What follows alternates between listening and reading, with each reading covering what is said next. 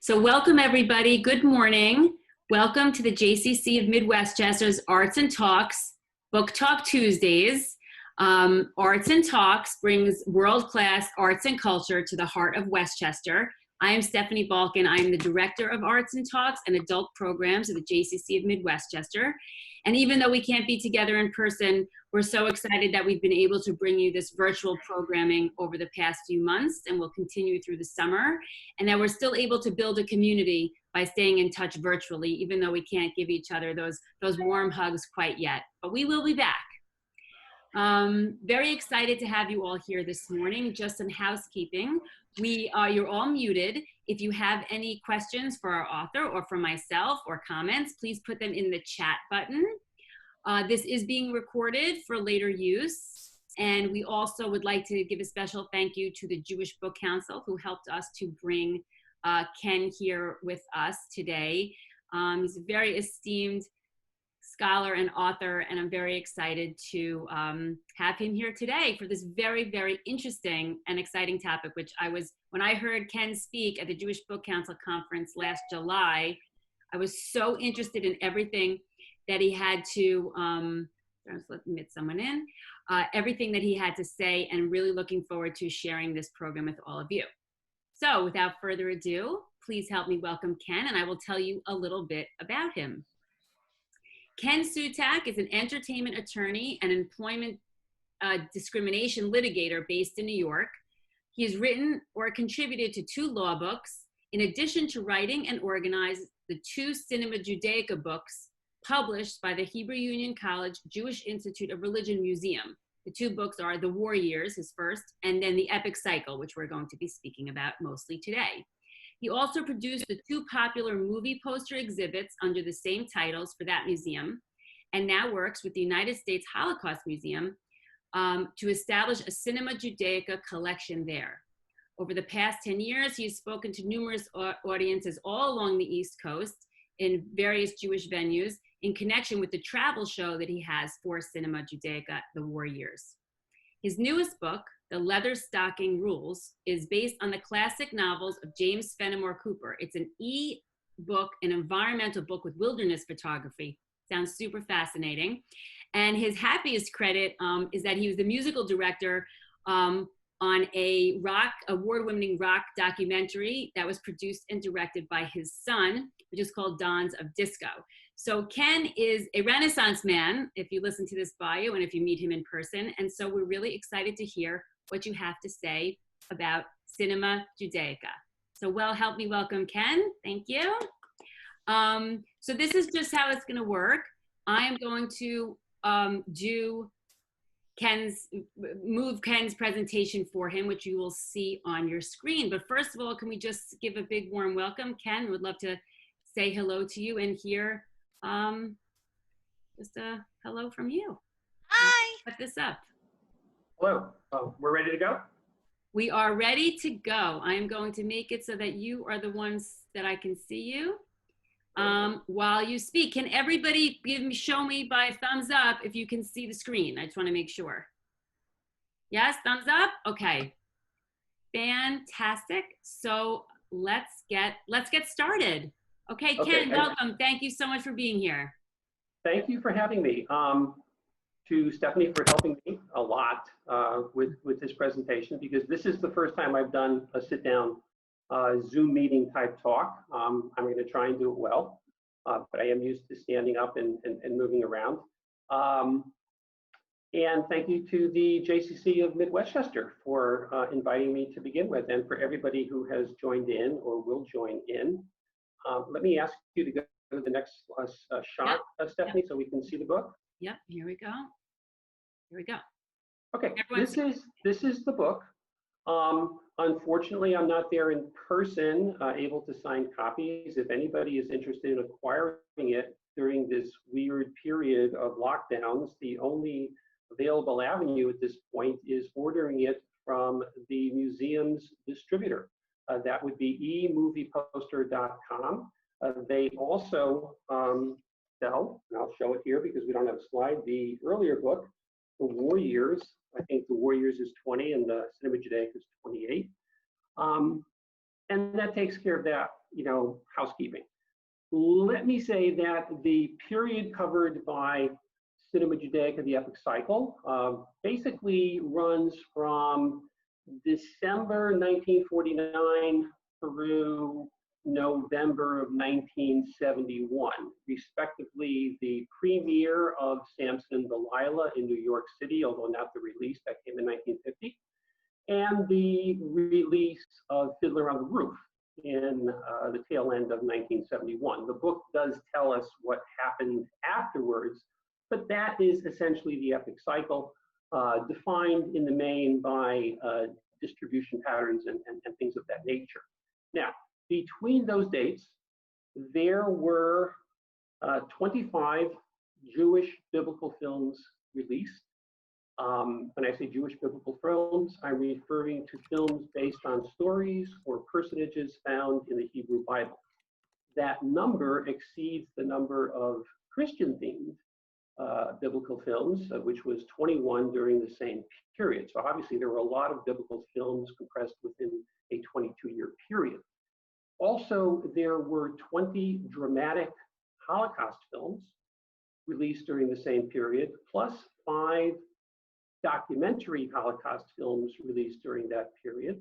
There were, in addition, another 5 Holocaust films released in 1949, 1950 from Eastern European countries. They're not dealt with so much in the epic cycle as they are in the war years, but altogether there were 30 Holocaust films in circulation in the United States and generally in the world at large during that period of time. It's really the golden age of the biblical epic film, and it also coincidentally is the golden age of the Holocaust film. Plus, there were 12 modern Israel war films, most of them Israel Foundation films, released during the same period. Another 5 documentaries about modern day Israel released during that period.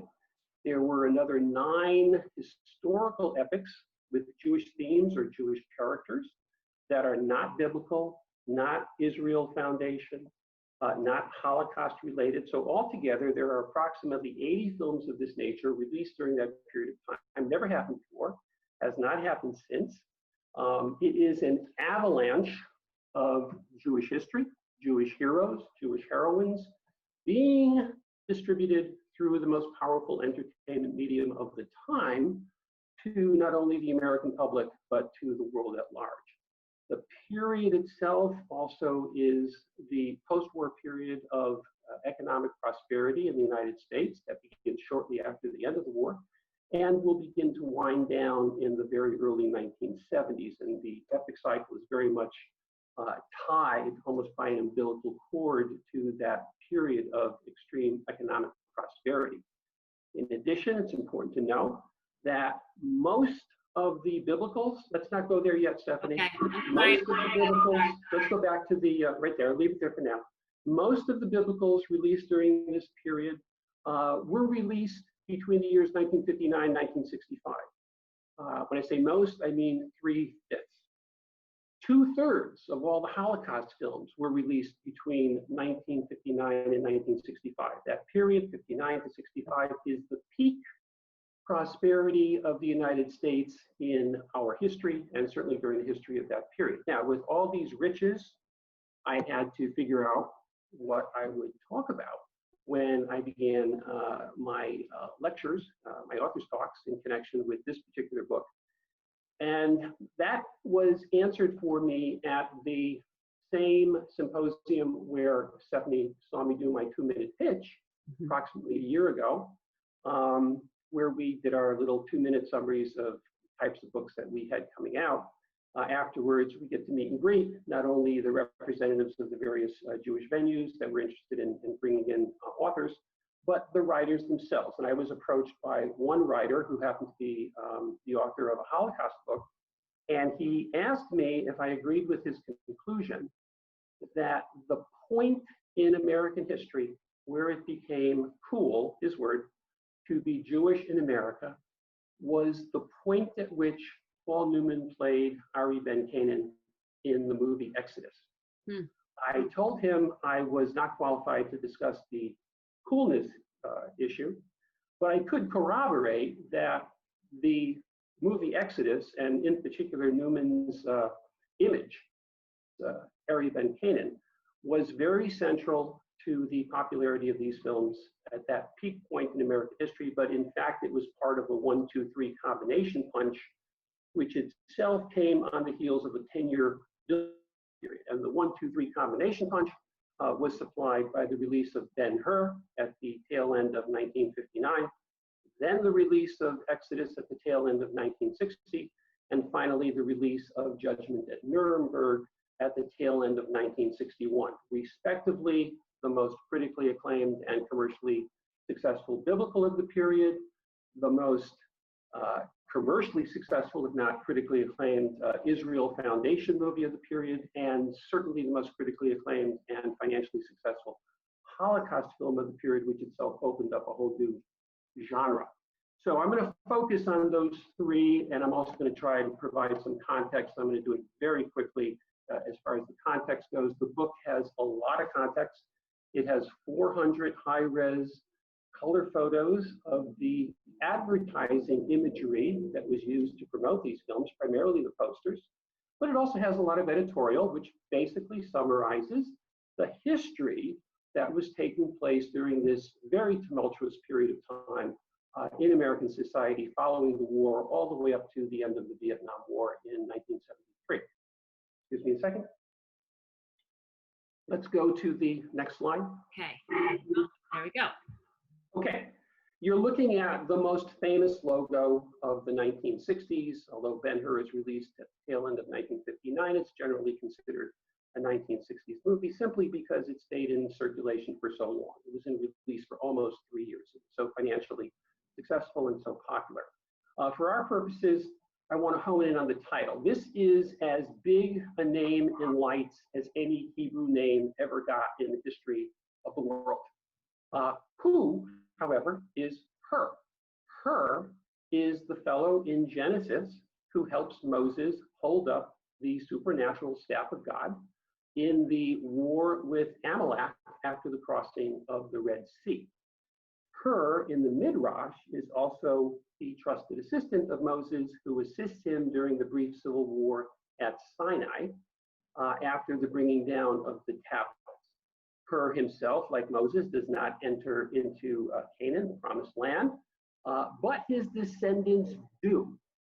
In effect, they are instrumental in the foundation of the ancient Israel state. I have to keep that in mind in terms of what I'm going to talk about when I do talk about Ben-Hur. Next slide. Okay. This, of course, is Heston as Judah Ben-Hur. This is an image that was circulated throughout the United States, indeed throughout the world. This is a poster, a very special poster, part of a series that were produced to appear in all roadshow theaters. Roadshow theaters, by the way, being reserved ticket, high-end, state-of-the-art stereophonic sound, reserved seats basis distribution of films that precedes the general release of the films. In addition, the imagery was circulated on just about every newspaper cover and every newspaper supplemental magazine cover in the United States, if not in the world. There are variations on it. The important point is he is wearing the Jewish star, Star of David. This is the first male movie star presented to the American public wearing the Star of David, and that image saturates the publicity for the film of a personal nature throughout the United States. Next image. This is Haya Hararit. Haya Hararit is the leading lady who plays Esther in Ben-Hur. She is an Israeli actress. Haya Hararit is the only surviving cast or crew principal member of Ben-Hur at this stage. Back then, she was a young woman who had been born in Haifa and served in the IDF in Israel after the War of Independence, of course. And then after her discharge, went into acting, which in Israel was mainly in theater at that time. There are very few movies being produced, but in 1954, let's not go to that image yet. In 1954, she was able to appear in a film called Phil 24 Doesn't Answer. That's one of the very first Israel War of Independence films, part British. It was accepted at Cannes. She went to Cannes. She received an acting award at Cannes. And at Cannes in 1956, he met the director, William Wyler. And when William Wyler, the director of Ben-Hur, was casting Ben-Hur, he remembered her and he requested that she be brought to Hollywood, screen tested, and she was given the role of Esther in Ben-Hur. Let's go to the next image. This is a insert poster from Ivanhoe. Ivanhoe is one of the most important Jewish-themed films ever released in the United States or indeed anywhere else. 1952 film. I want you to see this image because if you look closely, you see that Elizabeth Taylor, who plays the immortal Rebecca of York in Ivanhoe, is wearing a Jewish star as part of her headdress. This was a very daring move for MGM in 1952. Backstory of Ivanhoe, very important in itself. Neither Ben-Hur nor Exodus would exist but for the success of Ivanhoe. Ivanhoe was produced by MGM, which was then under the control, or the guide, I should say, of its production lead, Dory Sherry. Dory Sherry was a conservative Jew who believed in tikkun olam as a guiding force for making movies. He had previously been production head at RKO, where he shepherded both Crossfire, an anti-Semitism film, and before that, to some degree, House I Live In, which was one of the first anti-Semitism films too. He got pulled into MGM during a power struggle. When Louis Mayer was thrown out of MGM, he was appointed head of production, and he was in a position of power to produce on a very large budget his pet project, which was Ivanhoe, based on the classic novel by Sir Walter Scott, because he believed that the time was right to put a Jewish heroine up on the screen, front and center, particularly in the wake of Bess Meyerson having become Miss America in the mid-1940s at the end of the war.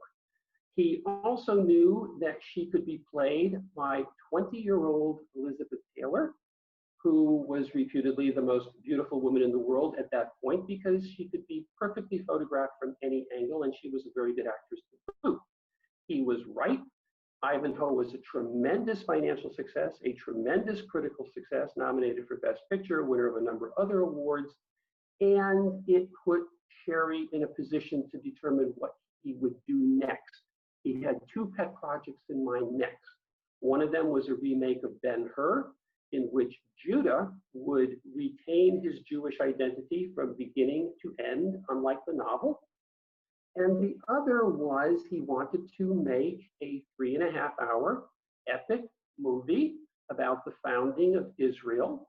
And for this, he felt he required a historical novel to be written. Little did he know that one was in the works by Leon Uris at the time, but he made inquiries and he learned that Uris had been given an insufficient advance to cover all the research and all the work that had to be done on his in-progress novel to be called Exodus. MGM stepped in, purchased the film rights to a yet unwritten book for $75,000, providing enough money for Leon Uris to go forward with the novel, and sat in the catbird seat waiting to put both of these films into production. Sherry was removed in 1956, but Ben-Hur was already put into pre-production under him at that time, assigned to very responsible people, all of whom were Jewish. The producer, Sam Zimbalist, who then brought in the director, William Wyler, and the screenplay was assigned to Carl Thunberg, and the score was eventually to be written by Miklos Rozsa. Jump ahead. Okay. Next slide. You're looking at, and no, I'm sorry, the advertisement. Back to the advertisement.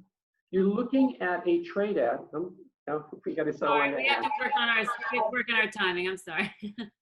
Okay, how's that? Can we hold it now? Yes. Okay, this is a trade ad which was directed to Jewish audiences. Sherry's conception of Ben-Hur was as a crossover film. It was to be directed to both Jewish and Christian audiences, treat both religions with the utmost respect, retain the Jewish identity of Judah, but keep the subtitle, A Tale of the Christ, which was Lou Wallace's subtitle. But for Jewish audiences, the implicit subtitle would be A Tale of the House of Her. Her having been a real biblical personage associated with the foundation of the nation of Israel in biblical times, becomes the backbone of the House of Her. And it was the conception of the makers of Ben-Hur that the audience would follow the dissolution and resurrection of the House of Her as a metaphor for the history of the state of Israel. At the same time, they were following the story of the family framed by the peripheral elements that figure in the four Gospels accounts of the life of Jesus. And it worked big time. Ben-Hur was a huge, huge success, as I'm sure most of you know. For many years, it held the record for the number of Academy Awards, but it also won many other Best Picture awards from some of the most unlikely sources imaginable, including the New York Film Critics. Next picture. This is the House of Her. This is Judah Ben-Hur from right to left. Judah, Simonides, house servant, Miriam, mother of Judah, Esther, daughter of Simonides, and Tirzah. It is their fate that one was intended to follow for 3.5 hours. They were obviously put through hell in the context of the movie, and then miraculously, they witnessed the revival of the House of Her at the end. Next image. This is the very rare one-sheet poster for the United States release of Hill 24 in 1955. The woman in the upper right-hand corner is Haya Harabi, as she looked before she was transformed into an international Israeli movie star through the magic of appearing in Ben-Hur. Next. These are 3 Sunday magazine supplement covers which feature Haya Harabi as Esther. It was MGM's intention to create the new Jewish heroine, supplanting Elizabeth Taylor in the 1950s as the Jewish heroine in film vis-a-vis Rebecca in Ivanhoe. And these photos began appearing as early as the tail end of 1958. The middle photo appeared in October of 1958. Very, very important, because it was in October of 1958 that Leon Uris's book first appears. It did not sell a lot of copies right away, but as word of mouth got around, it began selling like hotcakes to the tune of an average of 2,500 copies per day in 1959. By the end of 1959, it was the biggest success of that era in terms of number of copies sold. And in general, 1959 is a year in which Jewish history, Jewish heroes, and Jewish heroines saturate the United States and eventually the world in terms of entertainment venues. Next. Okay, now we're going to backtrack to a little history in terms of the context in which all this is taking place. As I mentioned before, this all begins with Samson and Delilah. This is the 1959 re-release poster of Samson and Delilah. At that point in time, every Jewish hero had to be portrayed as a great military warrior. And this is the portrait, very exaggerated, almost cartoonish, of Samson, circa 1959, 1960. But what was really going on behind the scenes? Backtrack, end of war. End of war. We have lost 600,000 approximately Americans in the war. That's roughly 290,000 killed in action and 310,000 killed in the factories that churned out on a 24/7 basis all the munitions, all the war material, all the armaments that were used by the American military and by the Russian and British Without that effort, the war could not have been won. It was America's manufacturing prowess that enabled the Allies to carry the war. But 600,000 dead is a heavy price to pay. You can do some statistics. Of the 600,000, of the 290,000, between 8 and 9,000 are Jewish American soldiers killed in action. 35,000 Jewish American soldiers also suffered casualties in combat. At the time, the percentage of the Jewish population in the United States was roughly 3%. So that sacrifice is pretty exactly proportionate to the population representation of the Jewish American community in the United States at the time. That's very important because it means shared sacrifice, and shared sacrifice translates into entitlement to respect. Toward the end of the 1940s, as you all know, we also have the first Israeli-Arab War. They call it the War of Independence. The Israelis lost 6,000 killed. That was 1% of their population. We lost a little less than 0.5% of our population. Of their 6,000, 4,000 are combatants and 2,000 are non-combatants.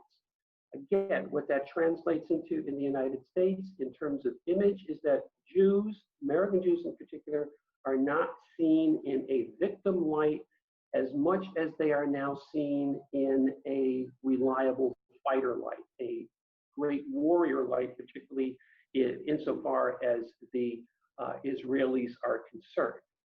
At that point in time, the population of the United States was 140 million. It's very important to understand that that population is not only different than the population we have now, it consisted of entirely different makeup. Only 1/3 of that population was in the middle class at the end of the war. By 1959, 2/3 of America is in the middle class. What's middle class during that period of time? An annual income between $3,000 and $10,000. What does it translate into? Purchasing power. There are also 20 million new jobs created between 1946 and 1969. Wage advances are tremendous. The labor movement forges ahead. And we create a middle class phenomenon, which itself will carry the epic cycle, because the more people who have money to go to the movies and the more people who have money to pay for first run tickets, the bigger and better, theoretically, the movies are going to be. And that's one of the reasons why these movies work.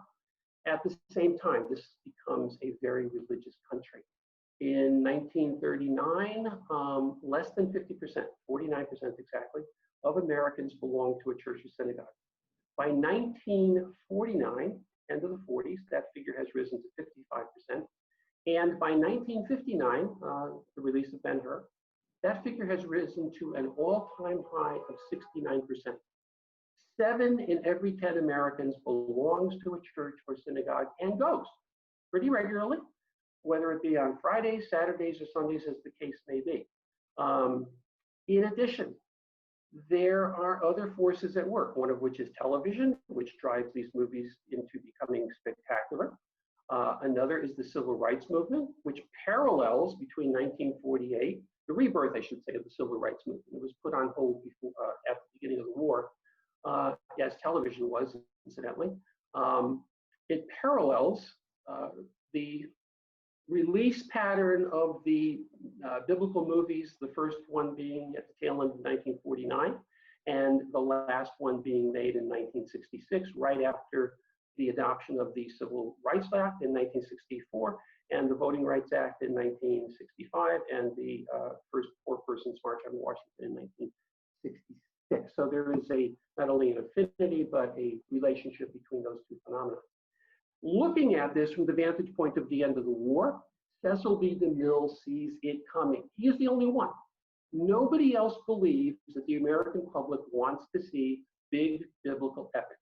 He begs Paramount, his sponsor, to let him make Samson and Delilah, a movie that had been put on hold in 1935, when Paramount told him, we can't make the movie because we can't distribute a movie featuring a Jewish military hero in the exchanges of Europe, which have been taken over by National Socialists. So it goes on hold. After the war, he seeks to resurrect his project. They don't want him to do it. They don't think it's going to make any money, but he's very persuasive. He convinces them he's going to make a great love story as well as a pretty good action movie. They give him $3.5 million, a lot of money in those days. He makes the movie. It premieres at the tail end of 1949, goes into general release at the beginning of 1950, becomes the most financially successful movie in Paramount's history, and it spawns other studios to make movies of this nature. They begin doing that. 20th Century Fox puts into production David and Bathsheba, and MGM puts into production Quo Vadis. They become the #1 and 2 movies, respectively, of 1951. Then in 1952, along comes Ivanhoe, #2 movie of the year, right behind Cecil B. DeMille's The Greatest Story Ever Told. By 1953, widescreen technologies have been invented and used for the first time in a biblical epic called The Robe. That in turn becomes the biggest grossing movie of that year. And so it's obvious from that point forward that these movies are the movies of the day, and a lot of them get made. Next picture. This is the original 1950 poster for Samson and Delilah. Note the emphasis. Here, Samson is a great lover and lion master. By 1959, the emphasis is on his military prowess. The same thing happens across the boards with the other big movies of the 50s that are all re-released in support of Ben-Hur in 1960. And here's some of them. Let's go. This is the 1960 re-release poster for the Ten Commandments. For the first time, Moses is now presented as an action hero. After Ben-Hur, you had to be an action hero if you wanted to draw people in to the box office. And it's a little ludicrous for Moses to be an action hero because all he's got to fight with are the tablets, but they give him a posture in which he can smash those tablets down on all the Egyptians if he wishes. Next image. Okay, this is the original one sheet for the release of 10 Commandments in 1956. No movie in movie history has ever been more fortunate in its release pattern than the 10 Commandments. The 10 Commandments was conceived by arch-conservative Cecil B. DeMille as the ultimate Cold War film. He himself described it as the most modern movie he had ever made in his entire career, even though it's set in biblical times. How so? If you take a look at the poster, you will see that off to the right side, or the east side of the poster, is Yul Brynner as Ramses, representing, for our purposes, the Eastern Bloc countries, then under the control of the Soviet Union. At that point in time, Egypt was a client state of the Soviet Union. Off to the left side of the poster, which is to say the west side of the poster, is the paragon of Western civilization, Moses the lawgiver, representing the Western Bloc countries. In the middle is the painting of the parting of the, and not even parting, the point at which this Red Sea begins to close down upon the pursuing Egyptian forces. The message sent by Cecil B. DeMille, because Israel was very much in the news in October of 1956 when the movie premiered. If you mess with Israel, God will get angry and he will release the water tanks. And 3 weeks after the premiere of the 10 Commandments, the Second Arab-Israeli War begins. That is the Sinai campaign, involving not only Israel, but France and Britain, vis-a-vis the incursion into Egypt to recover the Sinai Canal after Gabal Abdul Nasser had nationalized it, and to open up the Straits of Tiran, which is Israel's shipping lifeline, which Egypt had closed. This is great publicity for the movie. That war, incidentally, has to be stopped by Eisenhower because he is afraid that the Soviet Union will be drawn in to save Egypt from being completely overrun by the Israelis, and that indeed is what happens. The movie itself needs no further introduction. Everybody has seen it. It is one of the most successful movies of all time. Next. Okay, this is the re-release poster for David and Bathsheba. Once again, Jewish hero portrayed as stupendous military leader and fighter. There is no fighting done by David in this movie, except for a few seconds at the very beginning. Nevertheless, they took those clips, they built them into a stupendous story of the all-conquering Lion of Judah. It was misleading advertising. A lot of kids who went to see the re-release in 1959, 1960 were pretty disappointed because it's basically a love story. Go to the original poster and you'll see that it's very much a love story. That's the next slide. Okay, this is the 1951 half sheet for David and Bathsheba. You see it is a big, sexy movie in which David towers over the very inviting Bathsheba. Off to the side is Goliath, which supplies the only action in the movie. But again, a tremendous hit at the time and a very popular movie in general. Next slide. Concurrent with Ben-Hur, the last of the big Lust in the Dust biblical epics is Solomon and Sheba. It's very much the epitome of the 1950s approach to this kind of film. Solomon in the Bible, in the biblical account, although he may have a large harem, he's not a lover of Sheba, and he's not even a military figure, but you can do anything in movies, so he became both, and this was a very big hit too. But even Solomon and Sheba had to provide some indication in the posters that Solomon is a big action hero. Next posters. And not so here. This is probably the most sexy, by biblical standards, poster released prior to 1960. Sheba, of course, is played by Gina Lollobrigida, and that, of course, helps. But the next poster transforms, next image, transforms Solomon into a great Israeli warrior with the Star of David on his shield. There is no military action in Solomon's career. It was a very successful, peaceful career in the biblical account, but for movie purposes, not only does he get to be a big action hero, he gets to be in a chariot with Gina Lollobrigida swinging his sword behind the horses, which is also reminiscent of Ben-Hur. Okay, next. For the record, and just so we know, there is a string of female-dominated biblical epics in 1960, beginning with Judith and Holofernes. This is an Italian film. All of them star great beauties of the day. This one happens to be Isabel Corey. Nice image. Next image, please. This is the story of Ruth, released in 1960. Another Israeli actress is used in the film. Haya Haravi was not available to 20th Century Fox because she was under contract to MGM. They would not allow her to appear in another biblical during the release pattern of Ben-Hur. So 20th Century Fox conducted a talent hunt in Israel for the next Haya Haravi. Allegedly, they had 500 candidates. I don't know that Israel had 500 actresses at that time, but they selected a woman named Elena Eden. She was very good. She did a nice warm presentation in the movie. Unfortunately, this movie, like Judith and Holofernes, was a box office bust, and so was the next movie. Let's go to the next image. Esther and the King. This is Joan Collins, of course, as Esther.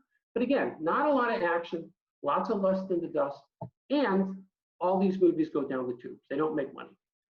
The message is, if you want to be successful at the box office with a biblical epic, you've got to have a lot of action. You've got to have a great Jewish hero leading the charge if it's going to be a Jewish biblical. Now, Stephanie, let me just ask you, is there a time limit at this point? We have about 10 more minutes, then we'll go for some questions. Okay, so we're going to move very quickly through those 10 minutes. I'm going to do hot fingers here. Okay, go. Next image. Now we're going to talk about Exodus. This is obviously a roadshow mat ad for Exodus. Exodus premiered in mid-December of 1960. It came into town, all towns that had roadshow theaters showing it at the time, which was very few, with the largest advance ticket sale in the history of movies, primarily driven by the success of the novel. Above the title Exodus, you are looking at the logo created for Exodus by Saul Bass. The one that was created for Ben-Hur is attributed to Reynold Brown. Reynold Brown and Saul Bass were the premier logo designers of the day. They are both responsible for the logos for Spartacus. Bass did Anatomy of the Murder at the same time, and Reynold Brown did the logo for the Alamo, which was released during the same year. 1960 was a year of what's called Armageddon epics, quick succession.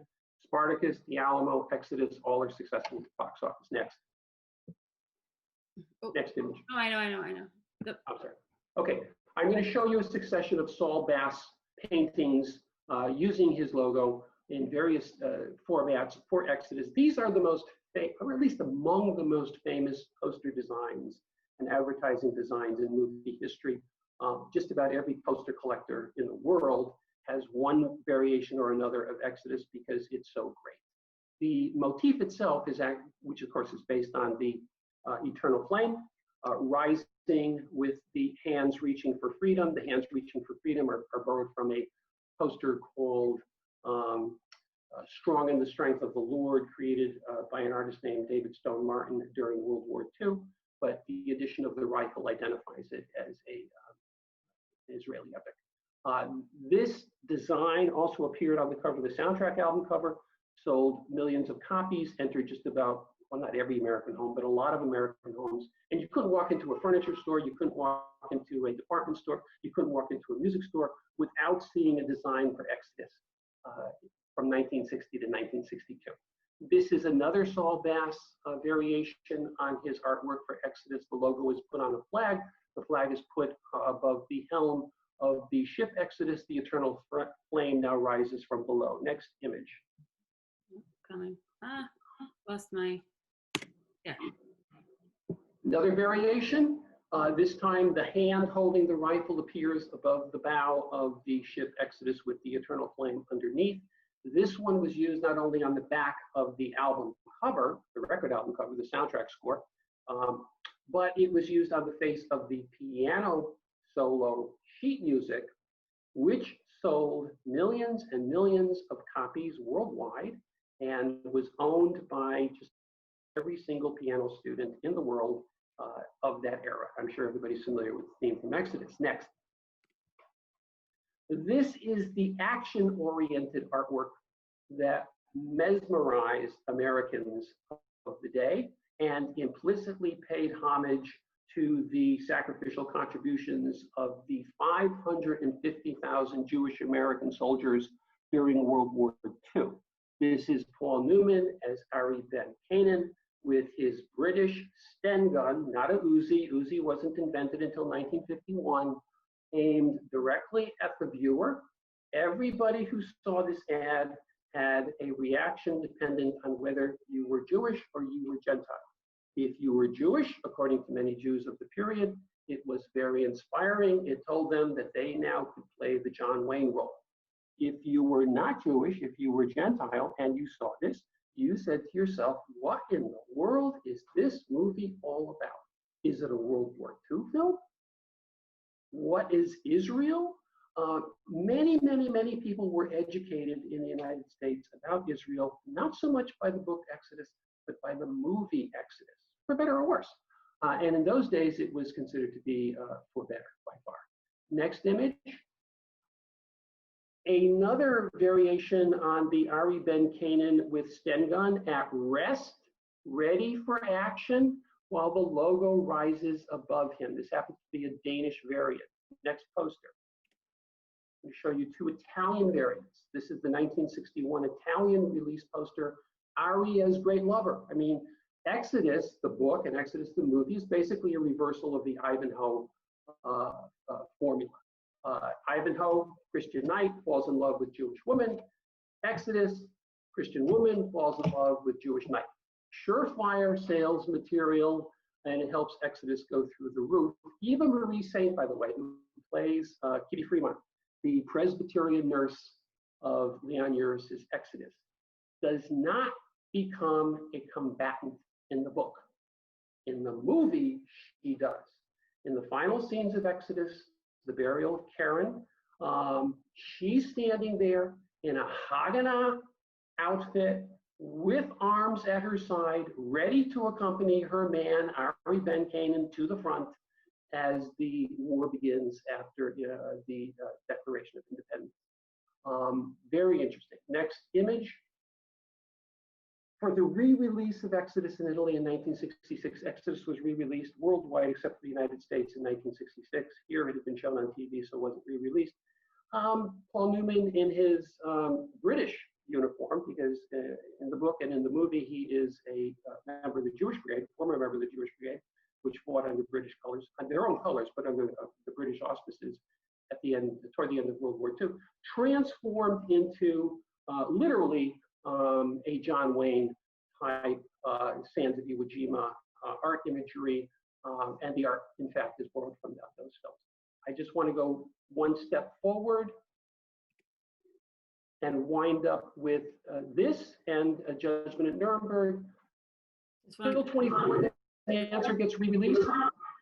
You can see them both, but let's go back to the other one because that one is just like Gal Gadot. Hill 24 does an answer gets re-released in Europe in 1961 because of the huge success of Ben-Hur and the huge success of Exodus. Chaya Harari is put front and center, turned into a combatant. She is not in the film. She's a Haganah operative, but she's not seen as a combatant.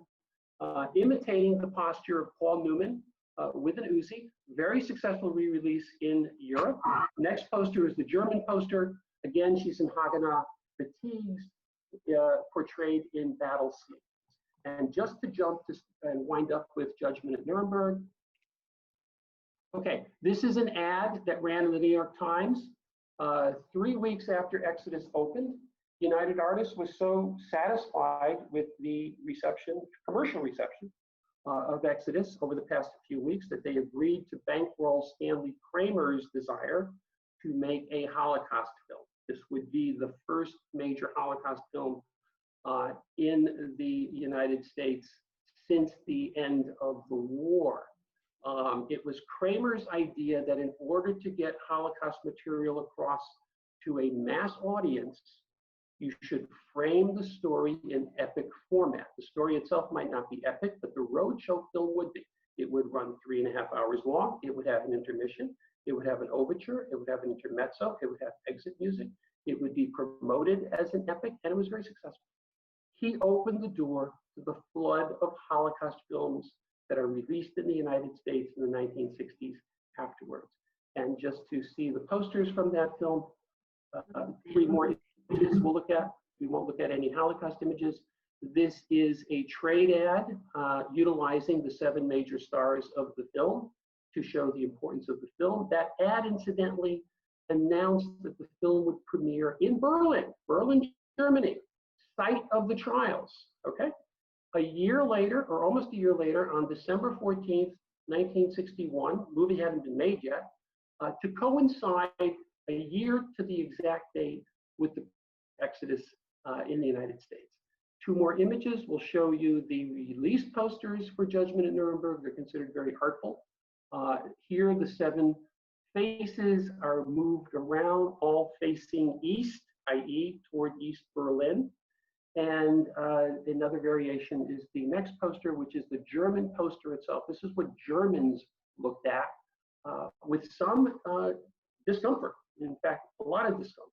It is said that at the Berlin premiere of Judgment at Nuremberg, when the 3.5-hour movie ended, there was not a peep in the audience of German officials that had been invited to see the film.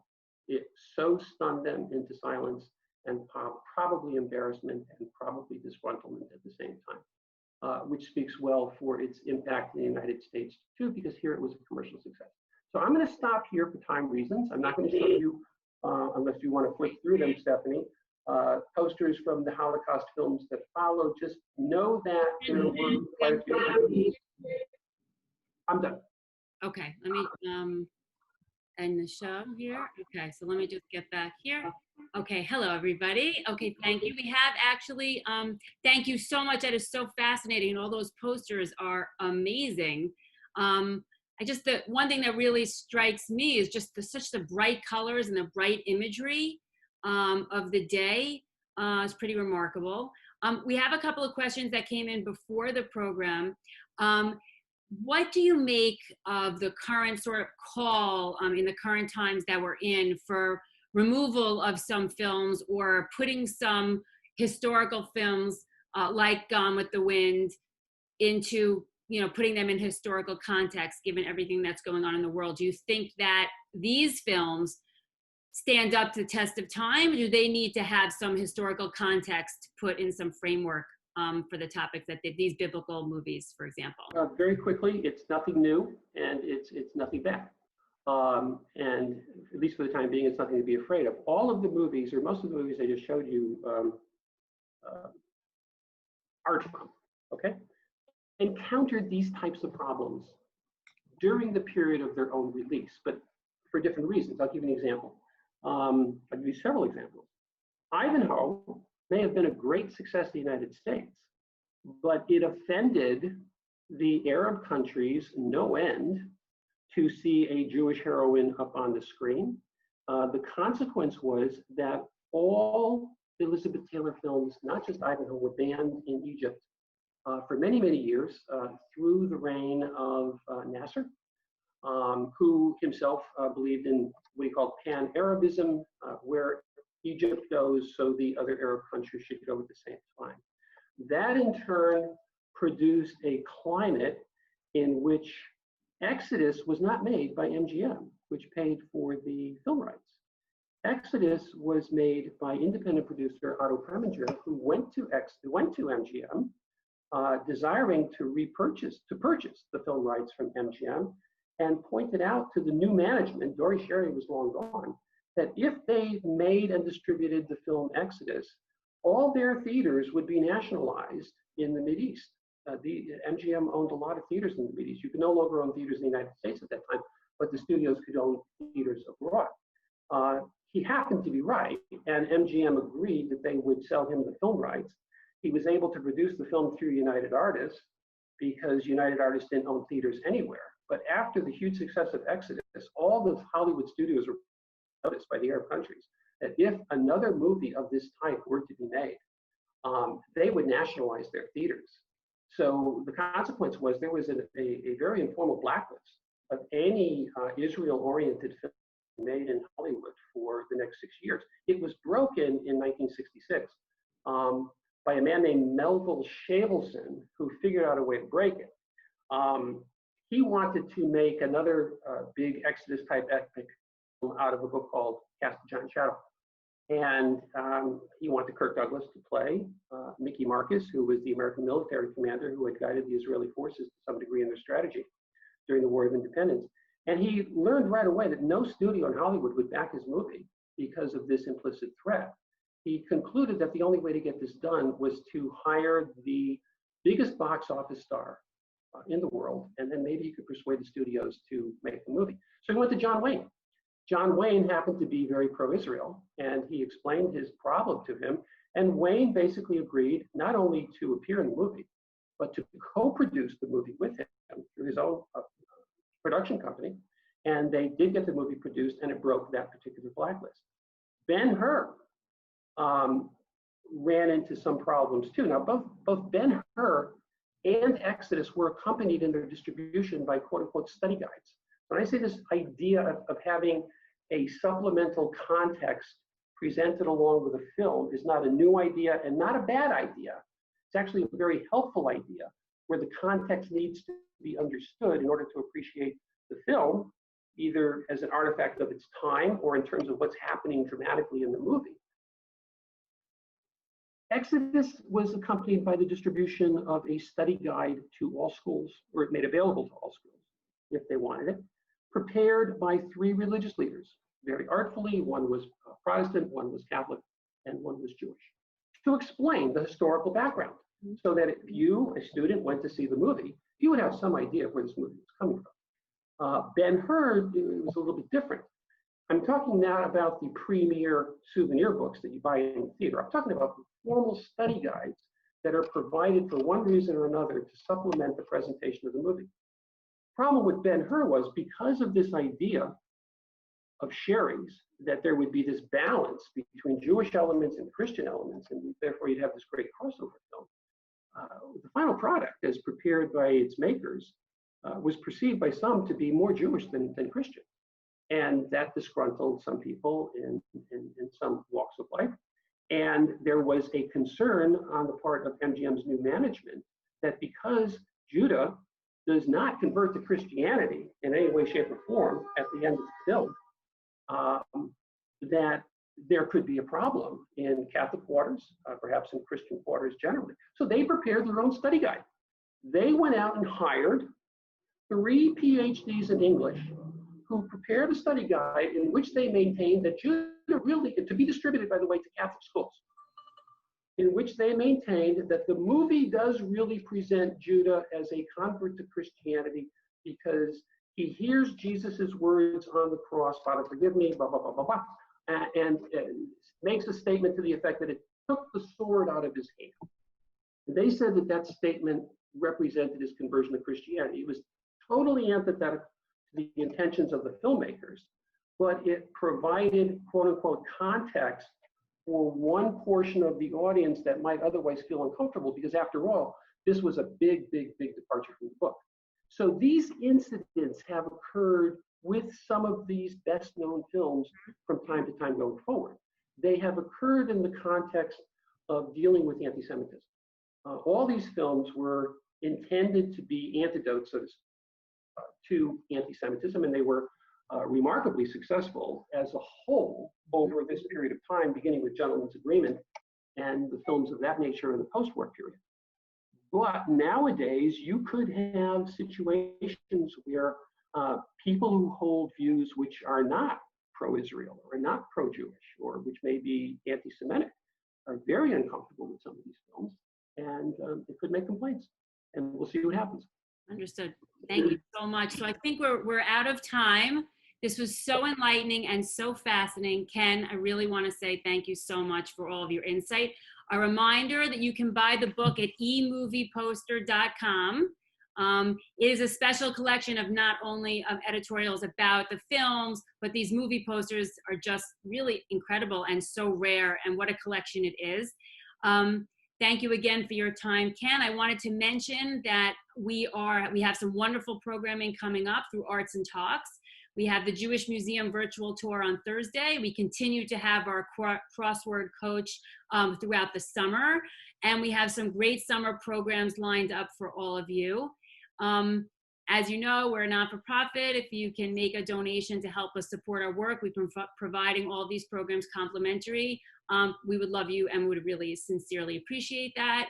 And if you want to follow us and be included on our mailing list, or follow me and our Arts and Talks, reach out to us at www.jccmw.org. Also, we have Mara Roberge here, our connections director, so she can also be in touch with her. And again, just want to say thank you all for being here.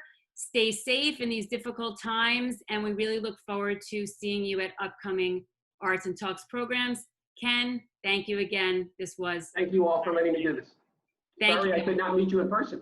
Yes, but we will do that again. This is not over, okay? We look forward to being in touch with everybody. Bye. Thank you for being here. Have a great day.